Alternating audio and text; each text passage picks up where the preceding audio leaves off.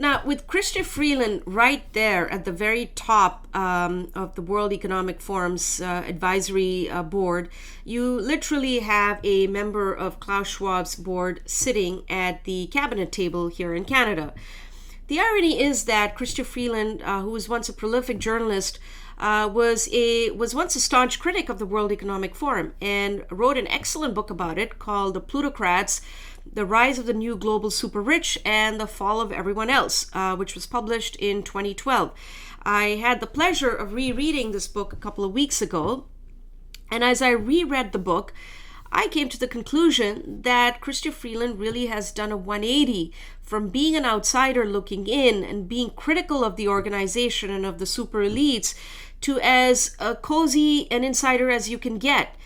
And what's doubly ironic is that many of the critiques of what happens in Davos and the power of the super rich and the super elites who gather there that are now being dismissed as rants and raves of far-right conspiracy theorists are actually things that Freeland herself pointed out in her book. So if today's critics are right-wing conspiracy theorists, today's critics of the World Economic Forum are right-wing conspiracy theorists, then where exactly does that leave Freeland? Now back to Mr. Monk, the managing director of the World Economic Forum. His claim is that Davos is just an innocuous talking shop, but here's a telling passage from the Plutocrats. The vampire squid theory of the super elite is entertaining and emotionally satisfying.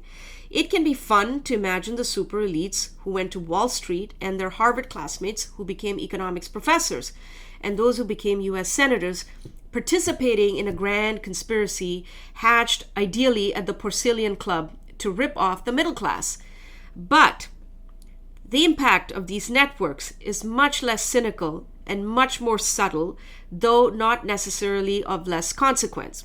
So basically what Freeland is saying here is, and something I describe in my column as well, is that when people spend a lot of time together in an environment where work and socializing intermingle, whether it is in a university, fraternity, at Davos every year, or at other venues where power elites routinely come together, a shared mindset develops of what needs to be done, whether it's to combat inequality, deal with climate change, or how do you handle a pandemic like COVID-19. And it's also well known that there's a revolving door between the top echelons of government, the private sector, and academia. None of this is hard to understand. Think about it. When like-minded people get together, they reinforce each other's beliefs, and meeting frequently and often is key to that. So whether it's a bunch of activists getting together to talk about their cause or a bunch of sports fans getting together, it's basically normal human psychology that people in this kind of situation will tend to share assumptions, beliefs, views, and even ideologies.